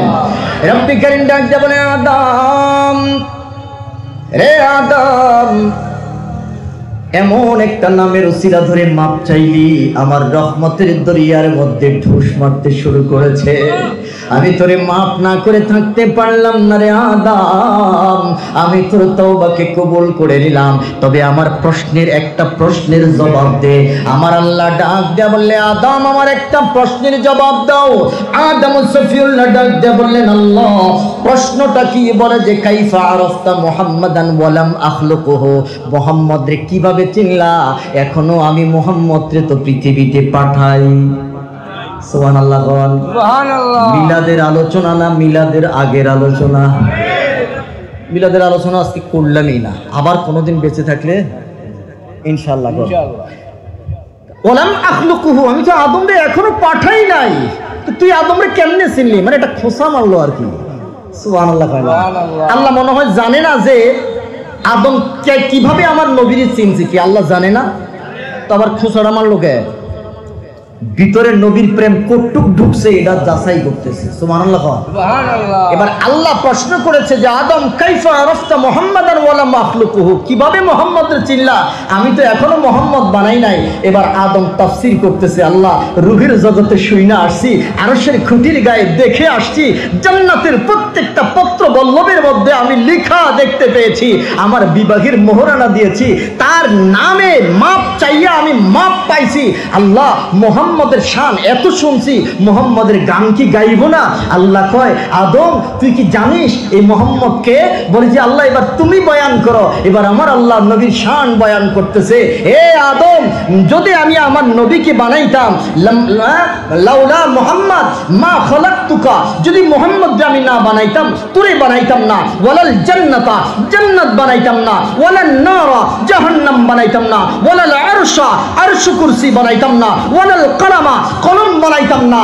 আমি যদি মুহাম্মদকে না বানাইতাম পৃথিবীর সৃষ্টি জগতে আমি কিছুই বানাইতাম না। সুবহানাল্লাহ, জোরে বলেন আল্লাহু আকবার। নবীর শান আগে বয়ান করছে আদম। আল্লাহ কয় এবার পরে আমি ধরছি। আমি ধরতে ধরতে ধরতে ধরতে এমন পর্যায়ে গেছি, আদমরে বুঝাইয়ে দিছি যে নবী যদি না হইতো কিছুই হইতো না। জোরে বলেন না আল্লাহু আকবার। এবার বলেন দেখি, এই আদম কোনোদিন আমার নবীরে ভুলবে? ভুলেও নাই। আদমের পুরা জীবনীটা আপনি রিসার্চ করবেন, দেখবেন শুধু আমার নবীর প্রেম। শুধু আদম নয়, ঈসা রুহুল্লাহ পর্যন্ত যত পয়গাম্বর পৃথিবীতে এসেছে প্রত্যেক পয়গাম্বর আমার নবীর নাতে মুস্তাফা গেয়েছে, আমার নবীর শান গেয়েছে, আমার নবীর ইজ্জতের স্লোগান দিয়েছে, আমার নবীর মিলাদের আলোচনা করেছে। প্রত্যেক পয়গাম্বরের মিশন ছিল শানের ইশারাত, শানে মুহাম্মদের পতাকা পৃথিবীতে পথবৎ করে উড়বে আর সবাই নবীর উম্মত হইবে, এটাই তাদের স্লোগান ছিল। চিৎকার করে বলেন আল্লাহু আকবার।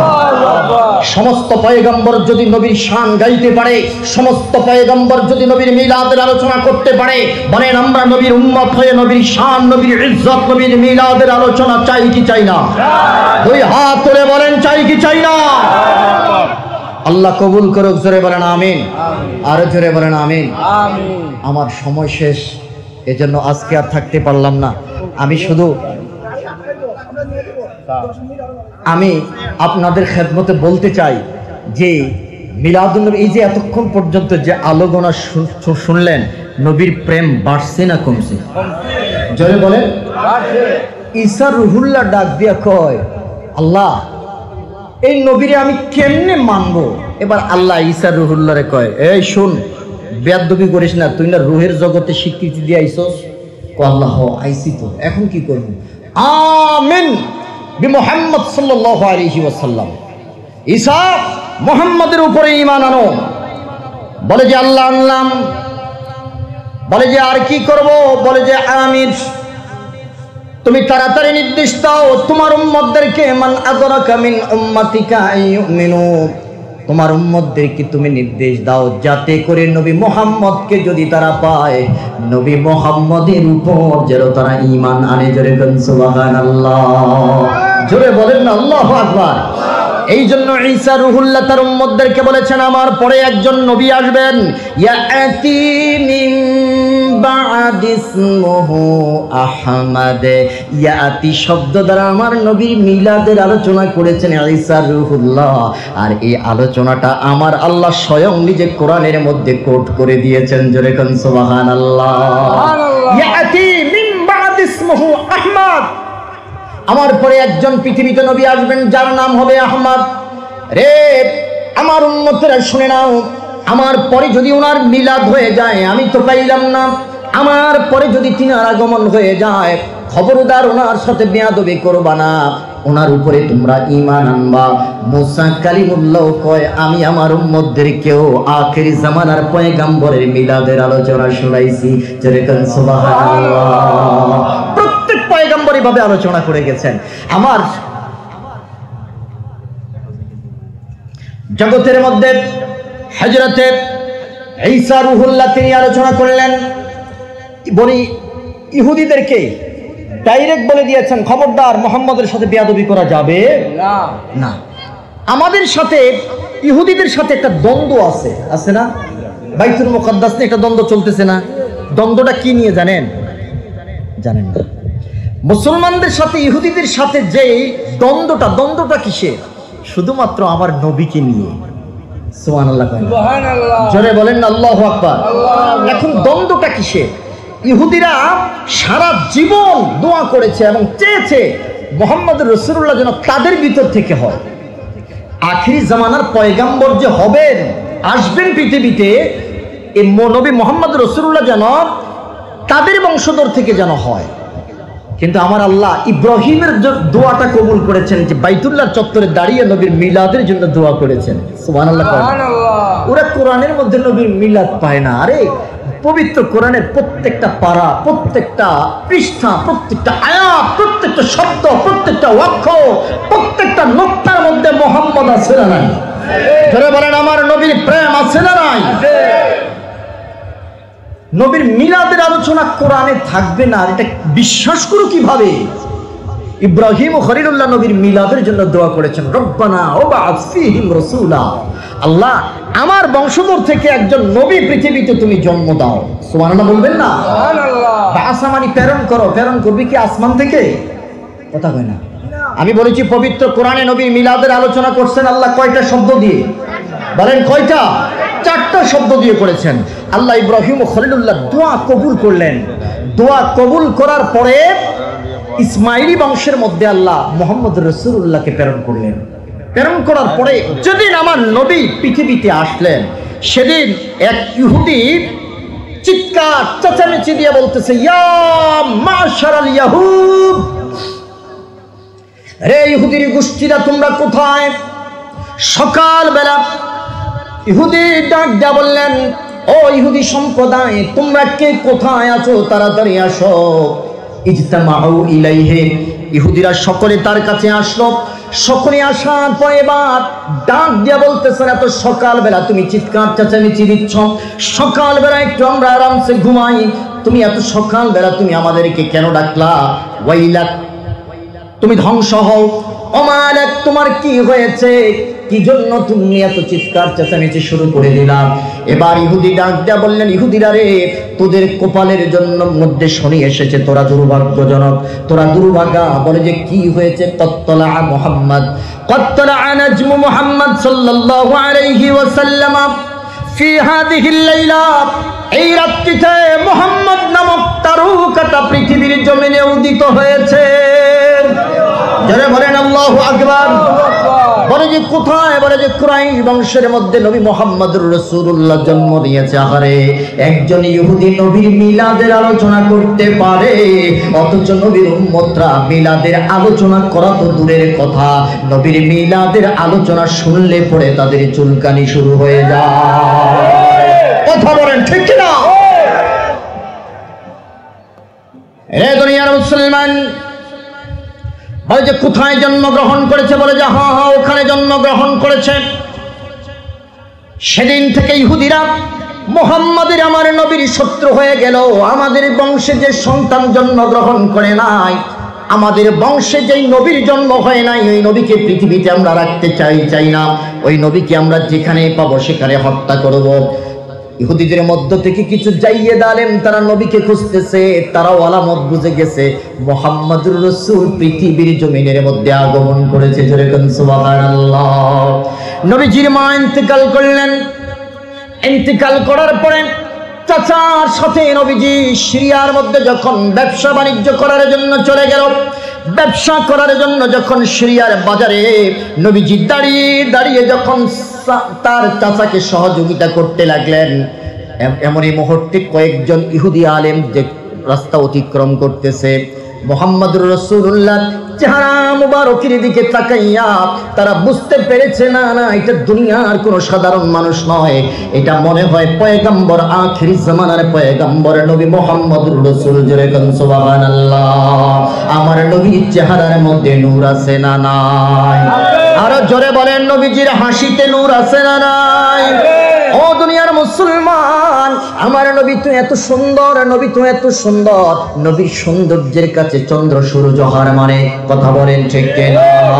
আমার নবীর সৌন্দর্য দেখে দুনিয়ার মানুষ খিদার কথা বলে যায়। ইহুদি পাদ্রীরা ডাক দেয়া বলে, দুনিয়ার মানুষ রে, মুহাম্মাদের চেহারা দেখে আমরা ভুলে গিয়েছি আমাদের অতীত ঐতিহ্যের কথা, মুহাম্মাদের চেহারা দেখে ভুলে গিয়েছি আমাদের ইতিহাসের কথা, মুহাম্মাদের চেহারা দেখে আমরা সব কিছু ভুলে গিয়েছি। একত্রিতভাবে সবাই একত্রিতভাবে তার চেহারার দিকে তাকাইয়া রইলাম। হঠাৎ করে দেখতে পাইলাম তার চেহারার উপরে একটা মেঘমালা ছায়া দিচ্ছে। সিরিয়ার বাজারের মধ্যে মধ্যে কোন মানুষের মাথার উপরে এইভাবে মেঘ ছায়া দিচ্ছে না। আমরা তো অবাক হয়ে তাকিয়ে রইলাম। তারা শিউর হয়ে গেল, তাওরাতের তখতের মধ্যে পেয়েছি এমন নবী পৃথিবীর জমিনের মধ্যে আগমন করবে, সর্বশেষ পয়গম্বর পৃথিবীর জমিনের মধ্যে আগমন করবে, যার মাথার উপরে কোনোদিন সূর্য আলো দিবে না, মেঘমালা তার মাথার উপরে ছায়া দান করবে। জোরে বলেন আল্লাহু আকবার। আখিরি জামানার পয়গম্বর মুহাম্মদুর রাসূলুল্লাহ যেদিন পৃথিবীর জমিনে আসবে, যেদিন তিনার পদচারণা করবে, সেদিন থেকে মৃত্যু পর্যন্ত তিনার দেহ মোবারকের মধ্যে কোনো মাছি বসবে না, কোনো মশা বসবে না। রব্বে কারীম ডাক দেয়া বললেন, শোনো, পৃথিবীর সবাই আমার নবীর দেহ থেকে বরকত নিতে পারবে, আমার নবীর ঘাম মোবারক থেকে সুঘ্রাণ নিতে পারবে। শুধুমাত্র দুইটা জাতি, মাছি আর মশা, তারা কোনদিন আমার নবীর চেহারার মধ্যে, নবীর বডির মধ্যে বসে নবীকে ডিস্টার্ব করতে পারবে না। এই জন্য দেখবেন মশা আর মাছি সারা জীবন যখনই তাদের দিকে নজর দিবেন, দেখবেন তাদের পিছনের পাও দুইটা দিয়ে তাদের বডির মধ্যে তারা লাথি দিয়ে ঘৃণা প্রকাশ করে আর বলে, আমাদের জীবনটা বৃথা, যেই জীবনে কোনোদিন মুহাম্মদের বডির মধ্যে আমরা টাচ করতে পারি নাই। জোরে জোরে কোন সুবহানাল্লাহ। আরে আমার নবী তো এমন নবী, আমার নবী তো এমন নবী, পাথর আমার নবীকে সালাম দিত, বৃক্ষরাজি আমার নবীকে সালাম দিত। আল্লাহু আকবার বলেন। নবী আমার ডাক দেয়া বললেন, শোনো,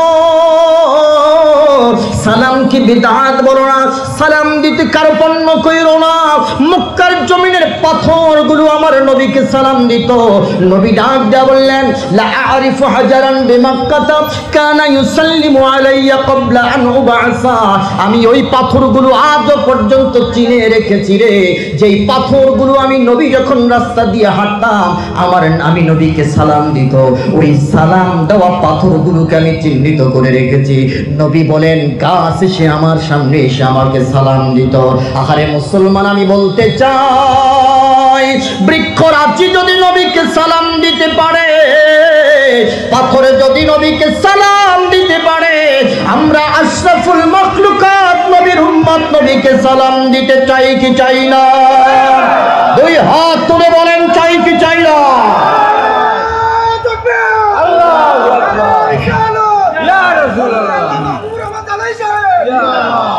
ও পৃথিবীর মুসলমান, সুলাইমান পয়গম্বরের প্রশ্নটা করেছিলেন মুসা আর মাছিকে, রে মুসা, রে মাছি, কেন তোমরা তোমাদের পাও দিয়ে শরীরটাকে লাথি মারো?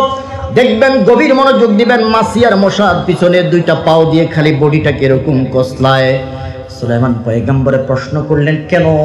বলে যে, সুলাইমান, আমরা এমন একটা হতভাগ্য জাতি রে মুসা আর মাছি, পৃথিবীর সব মাখলুকাত নবীর কাছে বরকত নিয়েছে, আমরা নবীর কাছেও যেতে পারি নাই, তার কারণ আল্লাহ আমাদের জন্য হারাম ঘোষণা করেছে। আল্লাহু আকবার। মুসার কলিজার মধ্যে নবীর প্রেম ছিল। ওমা আরসালনাকা ইল্লা রাহমাতান লিল আলামিন। মুসার কলিজার মধ্যে নবীর প্রেম আছে না নাই?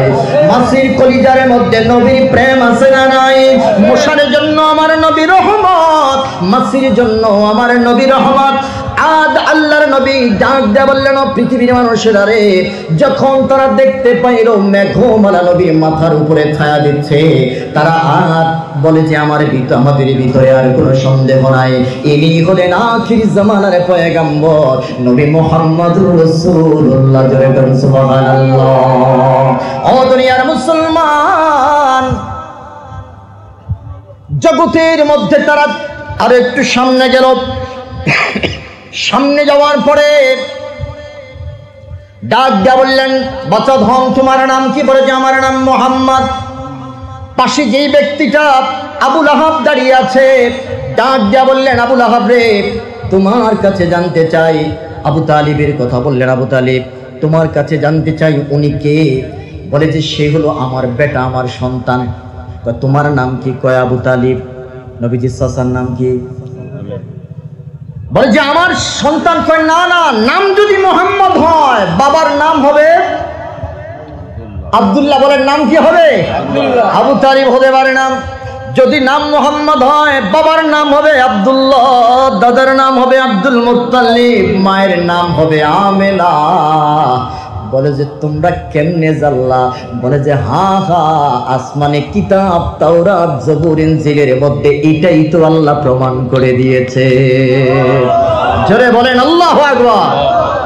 বলে যে তাই নাকি? বলে যে হ্যাঁ হ্যাঁ, তোমরা মিয়া আজকে আইসা বেদাত বেদাত কও, অথচ আমার আল্লাহ আজ থেকে 1500 বছর আগেও প্রত্যেক নবীর জন্য যে আসমানে কিতাব আল্লাহ নাজিল করেছেন, এগুলোর মধ্যে নবী মুহাম্মদের মিলাদের আলোচনা করে দিয়েছেন। ওগুলারে কি কইবা? বলে যে তাই নাকি? বলে যে হ্যাঁ। বলে যে আরেকটা প্রমাণ আমরা করব। বলে যে কি? বলে যে মোহাম্মদ তুমি একটু সরে দাঁড়াও। সরে দাঁড়ানোর পরে আমার নবীর পায়ের ছাপটার সাথে ইব্রাহিম ও খলিলুল্লাহর পায়ের ছাপ মিলাইলেন। বলে যে দেখো, তাওরাতের কিতাবের মধ্যে দেওয়া আছে ইব্রাহিম ও খলিলুল্লাহর পায়ের ছাপ আর মোহাম্মদের পায়ের ছাপ হুবহু এক হবে। জোরে বলেন না আল্লাহু আকবার। আরে নবীর পায়ের কথাই তো আছে, তুমি মিলাদ তো অনেক পরের কথা, অনেক পরের কথা। মুসা কালিমুল্লাহর এক উম্মত তিনি ঘুমানোর আগে মুহাম্মদ সাল্লাল্লাহু আলাইহি ওয়াসাল্লামের তাওরাতের কিতাবের মধ্যে 9 জায়গায় নবী মুহাম্মদের নাম লেখা। সুবহানাল্লাহ বলবেন না? সুবহানাল্লাহ। কয় জায়গায়? 9 জায়গায়। তিনি ঘুমানোর আগে নবী মুহাম্মদের নামের উপরে চুম্বন দিয়ে ঘুমাইতেন। সুবহানাল্লাহ বলেন। সুবহানাল্লাহ। আমার আল্লাহ কয় তার এই আমলটা আমার কাছে এত মজা লাগছে, এই আমলটার উসিলায় আমি তার জীবনের সব গুনাহ মাফ করে দিয়েছি। সুবহানাল্লাহ বলেন। আমাদের ভিতরে নবীর প্রেম দরকার আছে না নাই? আপনি মিলাদের স্বাদ পাবেন না যদি নবীর মোহাব্বত ভিতরে লালন না করেন। আপনি কিয়ামে মজা পাবেন না যদি ভিতরে নবীর প্রেম লালন না করেন। দেখছেন আমাদের আকাবিররা রক্ত দিয়েছে তবু মিলাদ কিয়াম ছাড়েন। বলেন বলেন বলেন, ছাড়েন? আজ সৈয়দপুর আছে না নাই? রক্ত দিছে তবুও মিলাদ কিয়াম। এটার মধ্যে মজা আছে মিয়া। খালি বেদাত বেদাত কইয়া বেটকি মাইরা চইলা যাইও না, একবার আইসা দাঁড়াইয়া নবীর একটু সালাম দিয়া দেখো, দেখো এমদাদুল্লাহ মুহাজিরে মক্কি রহমতুল্লাহ আলাইহির মতো তুমিও মজা পাইবা। সুবহানাল্লাহ। সুবহানাল্লাহ। তিনি বলেছিলেন আমার কিয়াম মে লুৎফ ও লজ্জত পাতা হো। রে আমি নবীর মিলাদে পড়ি না, নবীর মিলাদে কিয়াম না করলে শান্তি পাই না। আল্লাহ আমাদেরকে বোঝার মতো তৌফিক দান করুক। জোরে বলেন আমিন। আল্লাহুম্মা আমিন। আল্লাহ আমাদের জীবনের গুনাহ খাতা মাফ করে দেন, নবীজির জিয়ারত নসিব করে দেন। এই মাহফিলকে যারা সাজাইছে, টাকা দিয়েছে, পয়সা দিয়েছে, বুদ্ধি বিবেক বিবেচনা দিয়েছে, যে যেভাবে সহযোগিতা করেছে, আল্লাহ প্রত্যেককে আপনি মাফ করে দেন। প্রত্যেকের মা বাবার জীবনের গুনাহ মাফ করে দেন। আল্লাহ এলাকার গোরস্থানে যত মাইয়িত শায়িত আছে তাম মাইয়িতের জীবনের গুনাহ মাফ করে দেন। যত সন্তান প্রবাসে আছে আল্লাহ তাদেরকে সহি সালামতে রাখেন। একজন মহিলা অসুস্থ, দোয়া চেয়েছে, আল্লাহ তাকে শিফায়ে আজিলা কামিলা নসিব করে দেন। আল্লাহ অনেক দূর যাব, আল্লাহ রাস্তাঘাটের আপদ বিপদ বালা মুসিবত থেকে তুমি হেফাজত করো। আল্লাহ সহি সালামতে পৌঁছায় দিও। মৃত্যুর বিছানায় শুয়ে যাব, আল্লাহ প্রত্যেকের পাক জবানে জারি করে দিও কালিমে তৈয়্যিবা লা ইলাহা ইল্লাল্লাহু মুহাম্মাদুর